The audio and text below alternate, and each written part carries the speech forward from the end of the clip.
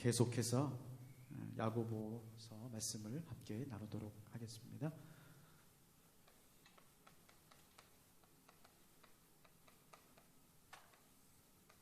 야고보서를 한마디로 우리가 정의를 하면은 믿음과 행함으로 서로 사랑하라.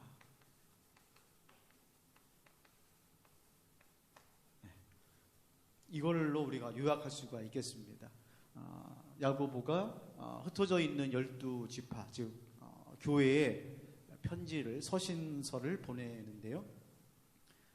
믿음이라고 하는 것이 뭐냐? 믿음. 너희들이 믿음으로 산다고 그러는데 믿음은 뭐냐? 믿음이라고 하는 것은 이 행함이라고 하는, 이걸 이제 순종이라고 할 수도 있죠.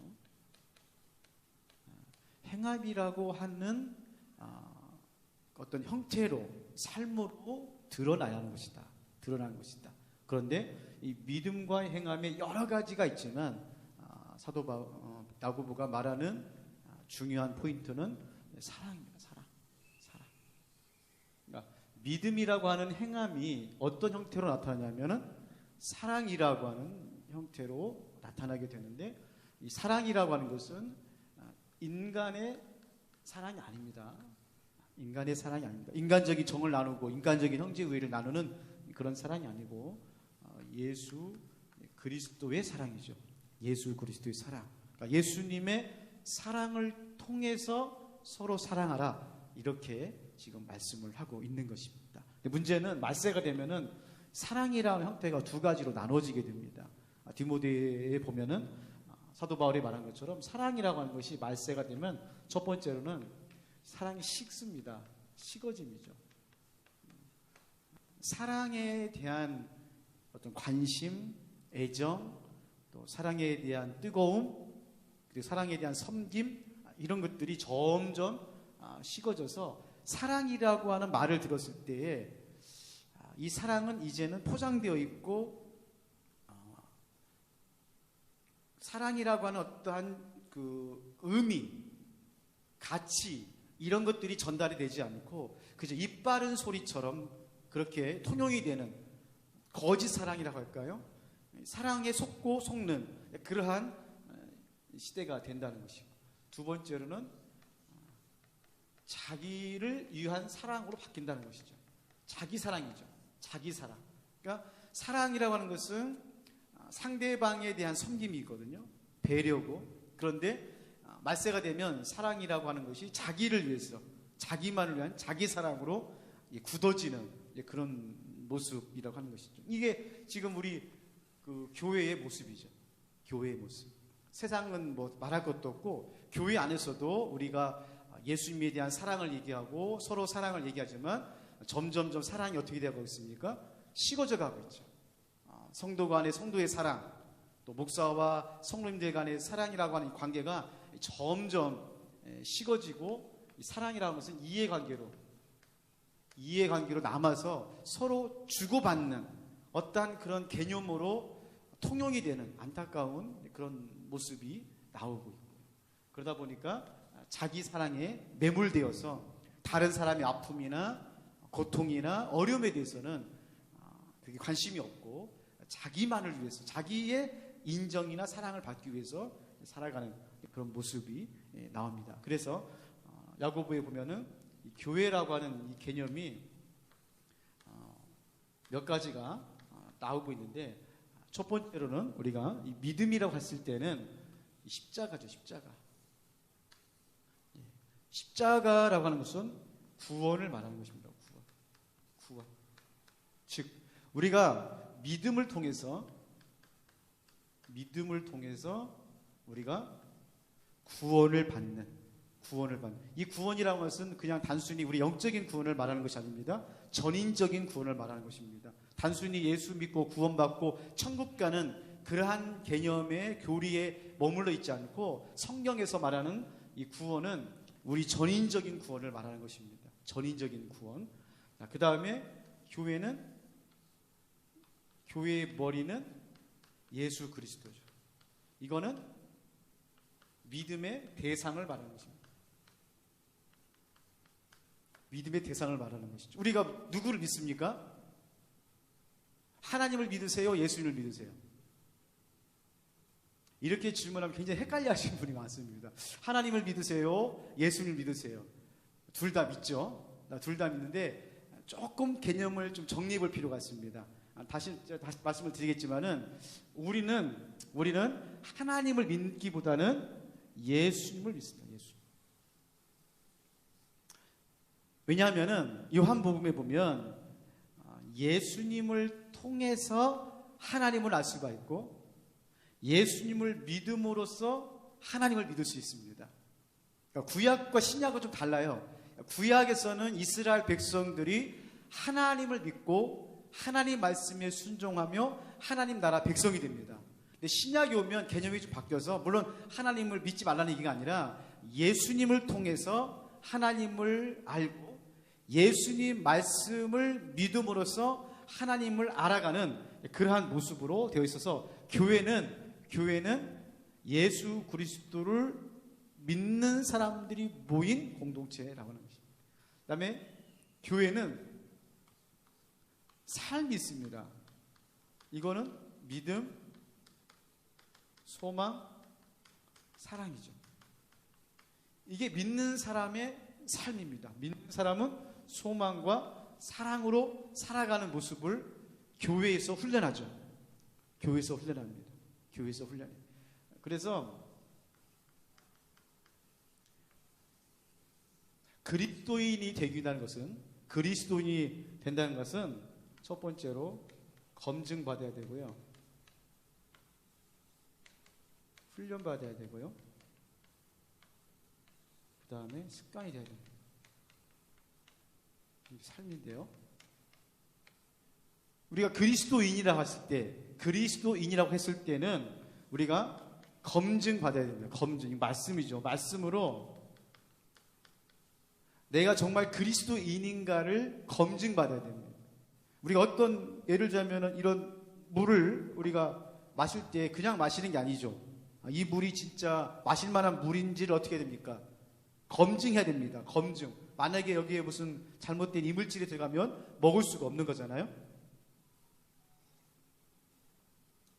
괜찮네요. 검증받아야 되는데 말씀으로 검증받는 겁니다. 말씀으로. 훈련받는 말은 고난을 받는다는 것과 비슷한데요. 야고보에 보면은 하나님께서 우리를 훈련하십니다. 연단이라고 할 수도 있는데요. 그리스도인이 된다는 것은 그렇게 쉬운 게 아닙니다. 물론 우리가 예수를 믿음으로써 구원받아서 교회에 다님으로 그리스도인이 되죠. 이거 너무 쉬워요. 그냥 예수를 믿어서 구원받아 교회에 다니면 그리스도인이 된다. 맞습니다. 그러나 그리스도인이 된다고 하면서 성경에 보면 기나긴 훈련이 필요합니다. 이거는 이제 시간이죠, 시간. 얼마만큼의 시간이 필요할까요? 평생이죠, 평생. 그리스도인 된다는 것은 우리가 어느 순간에 성령님에 의해서 우리가 그리스도인이 됩니다. 그리스도인이 돼요. 믿는 자가 된단 말이죠. 그러나 내가 그리스도인이라고 하는 이 정체성을 가지기까지는 훈련이라고 하는 긴 시간을 통해서 연단을 통해서 이루어지는 것이죠. 그리고 나서 이제 삶으로 이걸 원칙이라고 할 수도 있는데 그리스도인은 내가 살아가는 삶의 원칙이 있습니다. 여러분 사람이요 그냥 사는 게 아니죠. 원칙이 있어요. 원칙. 내가 어떤 일을 할 때 왜 그걸 선택했는지 그 일을 했는지 원칙이 있습니다. 내 안에. 그래서 그 원칙을 가지고 어떻게 하는 겁니까? 어떤 걸 선택하고 어떤 일을 하고 어떤 사역을 감당하는 거예요. 그런데 그리스도인과 비그리스도인의 원칙이 다를 수밖에 없죠. 왜냐하면 우리는 예수님을 믿는 그리스도인이기 때문에 이 원칙이라고 하는 것이 형성이 돼야 됩니다. 이걸 이제 영성이라고 그러는데 보이시죠? 영성이라고 하는 건데 그리스도인의 영적 형성이 일어나요. 1년 믿고 5년 믿고 10년 믿고 이렇게 우리가 믿으면은 영적인 형성이 생깁니다. 물론 뭐 그리스도인이라고 해서 장로교인, 감리교인, 또 순복음 이렇게 다 달라요. 또 영적 형성이. 여하튼 우리가 영적 형성이 습관이 되는 것이죠. 그래서 검증되고 훈련되고 그리고 습관이 되는 이 세 가지의 원칙이 계속 반복이 됩니다. 어디에서? 이게 중요해요. 어디에서? 교회에서.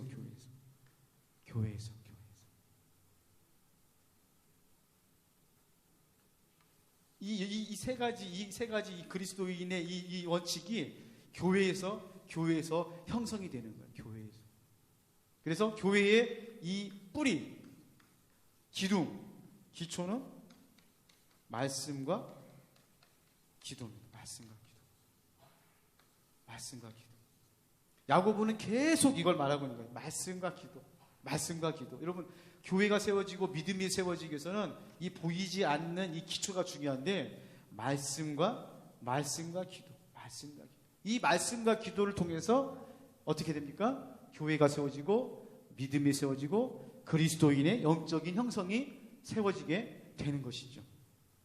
자, 이거를 이루는 한 가지 원칙이 있죠.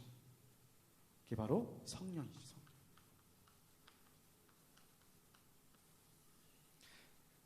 같은 교회라도 다 같은 교회가 아닙니다. 한국에 5만 5천 개 교회가 있다고 그러는데 5만 5천 개의 교회가 다 이런 원칙을 알아요. 목사님도 장로님도 성로님들도 교회를 다니고 1년, 5년, 10년 다니면 제가 지금 말하고 있는 모든 것을 다 아릅니다. 알고 있어요. 근데 이 교회가 건강해지고 하나님께 쓰임받는 이 어떠한 분기점, 그건 뭐냐? 성령입니다. 성령님께서 이 교회에 오셔서 역사하시고 주관하시고 그리고 움직이시고 하면 교회가 살아납니다. 성도들이 살아나면서 하나님께서 이 교회를 통해서 성령님을 통해서 일하십니다. 하지만 성령이 떠나거나 성령님과 상관없이 교회를 인간적으로 세우려고 하면 교회는 돌아갑니다. 그러나 하나님의 역사가 일어나지를 않는 것이죠. 자, 그래서 야고보는 특이하게 지금 모든 것을 마무리하면서 무엇으로 마무리하고 있습니까? 오늘 말씀해 보면 기도로 마무리하고 있습니다. 기도로. 자, 제가 방금 말씀드린 거 믿음, 행함, 사랑, 그리고 교회, 이 모든 것을 움직이는 이 믿음의 역사가 일어나고 또 사랑의 어떤 은혜가 흘러가고 교회가 세워지는 원리 중에서 야고보는 이 기도에 대해서 지금 말씀을 하고 있는데요. 여기 보면은 13절, 14절, 15절, 16절, 18절 다 기도에 대해서 지금 말하고 있습니다. 기도에 대해서. 그러면 여러분 오늘 말씀을 보면서 기도가 뭘까요? 기도하시죠? 오늘 또 지금 예배하시는 분 기도했는데 기도 옵니까?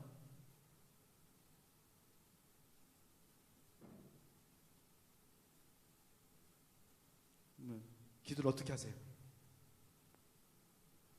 첫 번째 질문.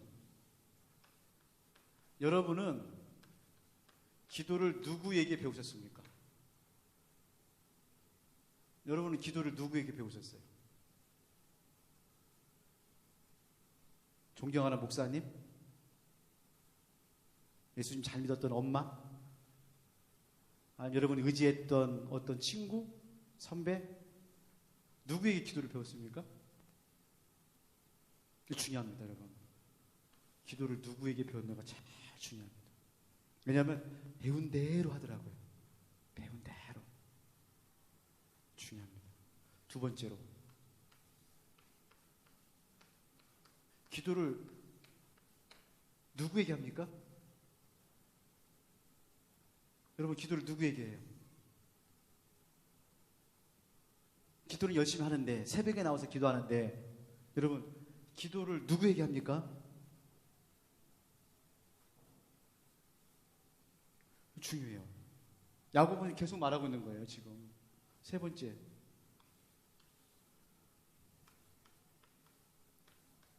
여러분, 기도를 어떻게 하십니까? 기도를 어떻게 하고 계세요? 기도를 하고 계시는데 어떤 기도를 하세요? 어떤 기도? 방언 기도? 침묵 기도? 중보 기도? 여러분 어떤 기도? 여러분 주로 어떤 기도를 하세요?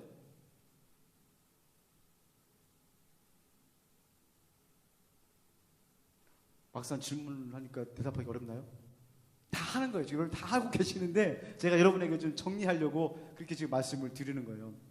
자, 그러면은 야고보가 하는 기도에 대해서 들어가기 전에 잠깐 기도를 먼저 공부해보고 들어가도록 하겠습니다. 자, 기도는 누구에게 배우느냐면은 예수님께 배웁니다. 예수님께 배우셔야 돼요. 예수님께. 그러니까 복음서에 보면 예수님이 했던 사역이 있습니다. 가르치시고 고치시고 선포하셨습니다. 그렇죠? 가르치시고 고치시고 선포하셨어요. 이게 3대 사역입니다. 이 예수님의 3대 사역을 할 수 있는 능력이 어디서 나왔나요? 성령입니다. 성령. 히브리서에 보면은 예수님께서 성령을 물 붓듯이 받았다고 했어요. 물 붓듯이. 사랑하는 성도 여러분, 여러분도 신앙생활 하시면서 성령을 물 붓듯이 받으시기 바랍니다. 물 붓듯이. 그러면 예수님이 이렇게 가르치시고 고치시고 선포하시는 이 큰 능력, 이 권능을 성령님께 어떻게 받았었습니까? 기도로 받았죠. 기도로.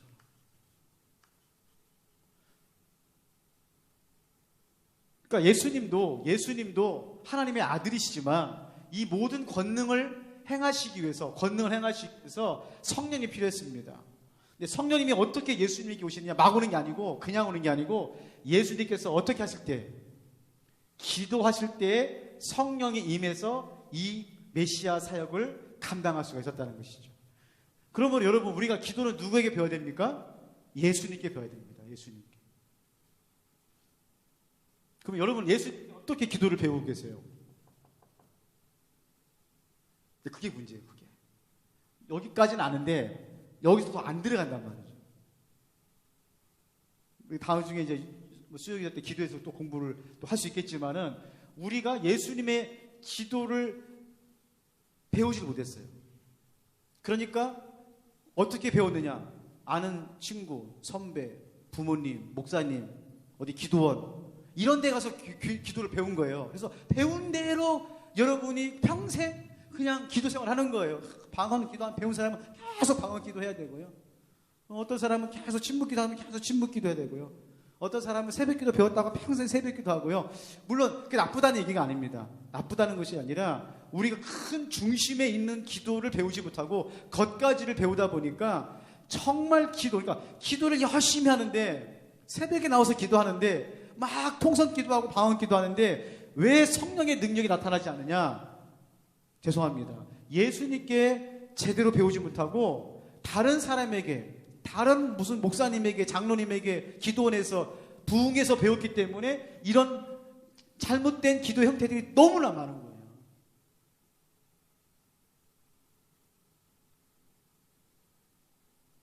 한 가지만 말씀드립니다. 예수님의 기도는 어떤 기도입니까? 오늘도 나와 있는데 우리가 아는 것처럼 중보기도입니다. 중보기도. 요한복음 17장. 예수님께 기도를 배우기를 원하시는 분이 요한복음 17장 공부하셔야 됩니다. 요한복음 17장은 전체가 예수님 기도예요. 전체가. 복음서에 보면 부분적으로 예수님의 기도가 나오고 모습이 나오고 형태가 나오고 내용이 나오는데 요한복음 17장은 전체가 예수님의 기도의 장으로 되어 있어요. 그래서 요한복음 17장을 배워야만 예수님의 기도를 배울 수가 있습니다. 근데 예수님의 기도인 요한복음 17장은 전체가 무슨 기도냐? 소위 말하는 중보기도예요. 사실 교회는 성경에는 중보기도란 말은 없어요. 근데 성경을 읽다가 공부하면서 이런 용어를 만들어냈죠. 중보기도, 중보기도, 중보기도라는 것을 만들어냈죠. 여하튼 쉬운 용어로 요한복음 17장에 나오는 예수님의 기도를 여러분이 배우셔야 진짜 기도를 배울 수가 있는 겁니다. 안 그러면은 서로 싸워요. 통성기도가 맞네, 침묵기도가 맞네, 방언기도를 해야 됩니까? 안 해야 됩니까? 막 저한테 와서 물어보면 답답해요. 어떤 우리 특히 이제 우리 교회 같은 경우는 여러 지역에서 오잖아요. 그러다 보면은 순복음 교인도 오고 장로교 교인도 오고 감리교 교인도 오고 뜨거우신 분도 오고 좀 이렇게 점잖으신 분도 오는데 막 이게 막 힘들어요. 새벽에 막 통성으로 기도하고 방언 기도하고 막 너무 힘들다 하신 분도 계시고 또 금요일날 그렇게 뜨겁게 기도하는데도 너무 뜨겁지가 않다고 그러시고 여하튼 어려워요. 왜 그러냐면 이게 안 되기 때문이에요. 이게 안 되기 때문에.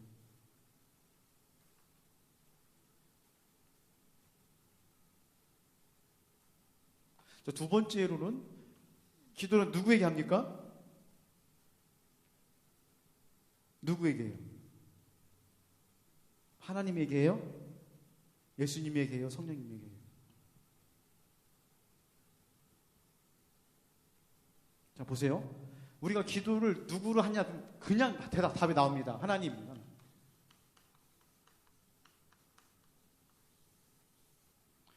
맞습니다. 기도를 우리가 누구에게 하느냐? 하나님에게 합니다.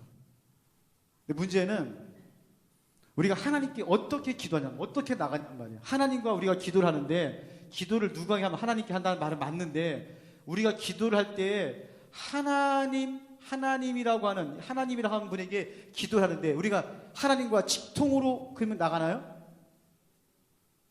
예. 이걸 아셔야 됩니다.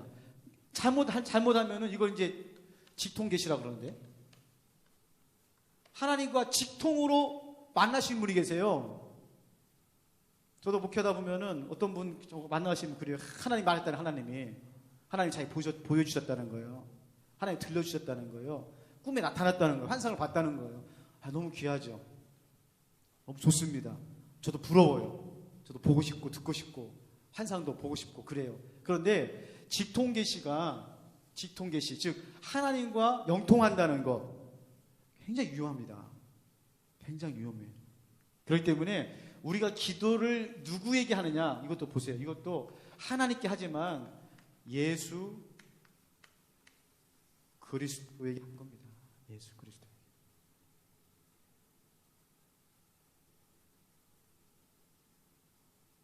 이거는 로마서에도 나오고 요한계시로 나오는데 예수님께서 이제 천주교는 교리가 좀 다른데 천주교는 누구에게 기도하냐면은 성모 마리아에게 기도합니다. 그리고 성인들에게도 이제 기도를 하는데 가장 효과가 있는 분이 성모 마리아예요. 왜 성모 마리아가 가장 효과가 있냐면은 예수님 어머니시잖아요. 그래서 성모 마리아에게 기도하는 것이 더 하나님께 기도가 다 잘 될 수 있기 때문에 성모 마리아에게 기도하는데 이건 잘못된 길이죠. 근데 성경에 보면 예수님의 이름으로 하나님께 기도하는 것입니다. 예수님의 이름으로. 그러니까 우리가 누구에게 기도하느냐? 하나님께 기도합니다. 하나님께 기도해. 하나님 아버지 하고 기도합니다. 맞습니다. 그러나 우리가 직접 하나님께 나아가서 기도하는 형태지만 그러나 기도에는 예수 그리스도의 이름으로 하나님께 나아간다는 것이 대단히 중요합니다. 그래서 모든 기도는 어떻게 마쳐야 됩니까? 그래서 예수님의 이름으로 기도하는 것이죠. 예수님의 이름으로. 왜? 우리는 하나님께 직접 나갈 수 없어요. 나갈 수 없어요. 우리가 배운 것처럼 우리하고 하나님과는 건널 수 없는 공간이 있어요. 건널 수 있는 장벽이 있습니다. 아무로 못 건너가요. 갈 수 있는 유일한 길이 뭐죠? 예수. 그렇기 때문에 기도도 마찬가지입니다. 기도도 우리가 예수님을 넘고 점프해가지고 하나님께 기도하는 게 아니에요. 예수 그리스도께 나가는 것이죠. 예수 그리스도께.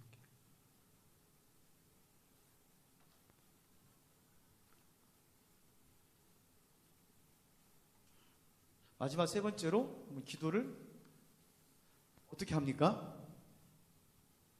어떻게 해요? 자, 오늘 다시 한번 또 읽어야 되는데 여기 보면 좀 어려워요.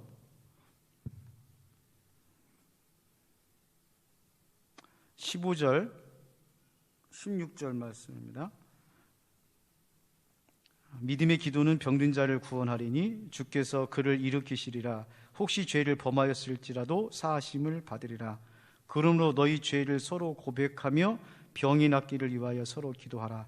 의인의 간구는 역사님이 큼이니라. 자, 기도에 대해서 계속 말씀을 하고 있는데, 자, 여기 보면은 이제 어떤 병자가 있는데 그 병자를 위해서 이제 기도하고 이렇게 쭉 나가죠.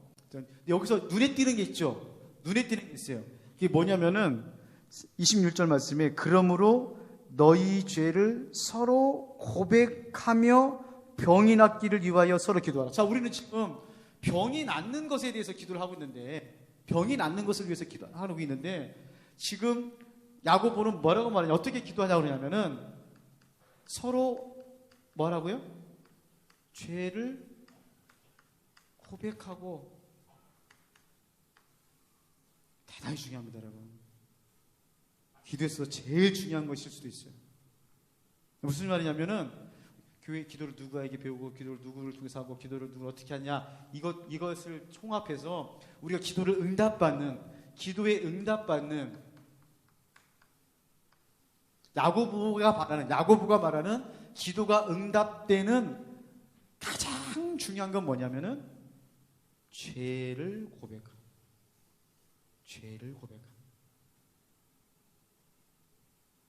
자, 여기서 우리가 기도의 중요성에 있어서 야고보가 말한 것입니다. 자, 기도는 첫 번째로 마음의 소원을 드리는 거죠. 그렇죠? 마음의 소원을 하나님께 드리는 거죠. 두 번째, 기도의 제목을 하나님께 드리는 거죠. 그 다음에 세 번째, 하나님으로부터 응답을 받는 것이죠. 자, 우리가 이렇게 기도에 대해서 우리가 기도의 마음의 손을 올려드리고 기도의 제목을 올려드리고 또 응답을 받는 이 기도의 이 형태를 좌우하는 것, 그게 뭐냐?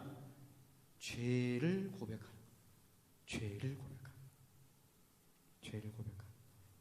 그러므로 우리가 야고보처럼 너무 급진져 나갈 수는 없습니다. 야고보는 지금 기도하는 사람들이 모여가지고 병자들을 위해서 기도하던 어떤 기도의 목적을 가서 기도할 때 어떻게 하는 거예요? 서로 모여있는 사람이 3명이든 5명이든 서로의 죄를 고백하고, 내가 이번 한 주에 어떤 죄를 지었는지를 정확하게 고백하고 죄를 나누고, 그리고 난 다음에 어떤 기도를 가지고 기도해라, 그렇게 말을 합니다. 근데 문제는 우리가 지금 그걸 적용해서 우리 교회 안에서 순회서든지 소그룹 모임에서 우리가 한 주간이든지 살아가면서 죄를 고백하고 기도하면 이런저런 굉장히, 만약에 이렇게 교회에서 했다가는 큰일 나요. 제가 교회를 관가하는 것이 아니라 내가 내 죄나 내 실수나 내 잘못을 고백하면서 기도하면 여러분 아시겠지만 그 자리에서 내 죄의 고백이 끝나는 게 아니란 말이에요. 이게 참 어려워요. 내가 뱉은 이 말이, 이 죄의 고백이 거기서 끝나는 것이 아니라 돌고 돌아가지고 다시 나한테 오죠. 그때는 어떻게 합니까? 쇠망대기로 내 뒤통수를 때리면서 온단 말이죠. 그래서 제가 늘 속으로 얘기하면은 항상 오는 반응이 뭐냐면, 목사님 옛날에 우리 소그룹 했는데, 구역 모임 했는데, 제가 말 한마디 실수해가지고는 돌고 돌아가지고는 전교인이 다 알아가지고는 몇 달 뒤에 저를 그냥 때려가지고 그다음부터는 내가 순모임도 안 가고 순모임 가도 절대 제 개인적인 얘기 안 씁니다. 그 말을 들을 때가 너무 마음이 힘들어요. 그게 교회의 현실입니다. 그렇기 때문에 만약에 우리가 교회에 모여서 기도할 때 죄를 서로 고백한다? 저도 참 어려워요. 성경적으로 가르쳐야 되기 때문에 하십시오, 이렇게 말을 해야 되는데 꼭 사적을 다 해요. 사적을. 죄를 고백하면서 기도하십시오. 다만 지혜롭게 하십시오. 그렇게 말을 하는데, 야고보는 성경에 나와 있으니까요. 성경에 나와 있어요. 야고보는 우리가 기도할 때 서로 죄를 고백하면서 기도할 때 오늘 보니까 성령의 역사가 일어난다, 이렇게 지금 말씀을 하고 있습니다. 시간이 많이 지나서 더 준비한 걸 할 수가 없을 것 같고요. 여하튼 오늘 이제 오늘로서 마치려고 그러는데요. 여러분 보세요. 지금 야고보가 지금 5장밖에 안 됩니다. 사실 5장에서 전반부는 믿음에 대해서, 살아있는 믿음과 죽은 믿음에 대한 것을 말하고, 그 믿음에 대해서 이제 말과 혀에 대해서 말하고, 서로 사랑에 대해서 말하고 난 다음에 마지막이 이제 기도로 마치거든요. 그러니까 이 믿음과 기도, 여러분 잘 한번 생각해 보시죠. 믿는 사람은 반드시 뭐 하게 되어 있습니까? 기도하게 되어 있어요. 그러니까 신앙생활에서 핵심은 뭐냐면 말씀과 기도입니다. 결국 내가 신앙생활 한다는 것은 말씀과 기도 생활하는 거예요. 말씀과 기도 생활. 내가 영적으로 충만해지고 영적으로 내가 정말 성장한다는 것도 결국 말씀과 기도입니다. 근데 우리가 기도에서 너무 몰라요. 기도처럼 열심히 하는 분들이 한국 성도님들이거든요. 저도 필리핀에서 2년 동안 한인교회를 섬겼는데 그 한인교회에서도요, 그렇게 기도는 얼마나 잘 모이는지 몰라요. 주중에 모여서 또 수요 기도회 모여가지고 새벽 기도회 하는 한인교회가 많습니다. 하여튼 한국 사람은 하여튼 어디에 있든지 모여서 기도하는 걸 굉장히 중요하게 생각하고 열심히 해요. 근데 안타까운 거는 기도를 제대로 배워야 되는데 그러지 못한 경우들이 너무 많다. 너무 많다. 심지어는 목회자들도 저를 포함해서 잘못 배워서 기도를 엉뚱하게 하고 잘못되게 하고 오용하는 경우들이 얼마나 많은지 모릅니다. 오늘 한번 또 집에 가셔서 다시 한번 읽어보세요. 야고보서 5장 13절 말씀부터 20절까지 이 말씀. 이 엘리야는 결국 못했는데 이 엘리야의 기도, 이 기도를 야고보가 우리에게 보여주시면서 우리와 똑같은 성정을 가지고 있는 사람이다. 똑같은 성정을 가지고 있는 사람입니다. 뭐가 달라느냐? 우리와 엘리야가 다른 건 한 가지입니다. 기도입니다. 기도. 우리도 기도하고 엘리야도 기도하는데 왜 우리의 기도는 하늘 문이 열리지 않죠? 왜 엘리야는 하늘의 문이 열리죠? 그걸 지금 야고보가 말하는 것입니다.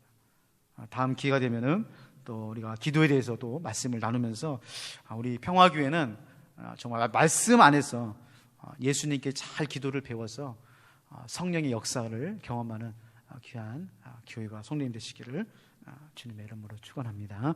하나님 아버지, 오늘 짧은 시간 또 부족한 종이 야고보를 이제 결론을 내리면서 믿음과 행함과 사랑과 기도에 대해서 함께 생각해 보았습니다. 참 해도 배워도 끝이 없는 것이 하나님 말씀인데요. 특별히 우리가 기도를 그렇게 하면서 기도가 무엇인지, 누구에게 배웠는지, 어떻게 하는지 정확하게 배우지 못하고 그저 감으로, 어깨너머로 그저 누군가에게 배워서 지금까지 우리가 기도를 하고 있습니다. 하나님, 기회를 주셔서 우리 평화교회가 기도에 대해서 한 12번 정도 함께 공부하고 또 배우고 훈련하고 제대로 된 성경적인 기도를 함으로 성령의 역사가 경험되어지고 오늘 야고보의 말씀처럼 기도의 역사가 나타나는 그 은혜를 함께 나누는 귀한 시간들도 하나님께서 허락하여 주시기를 원합니다. 바라기는 그럼에도 불구하고 기도를 놓치지 않고 우리 사랑하는 성도님들이 끝까지 기도하는 믿음으로 살아가는 귀한 평화교회가 될 수 있도록 인도하여 주시옵소서. 감사드리며 예수님의 이름으로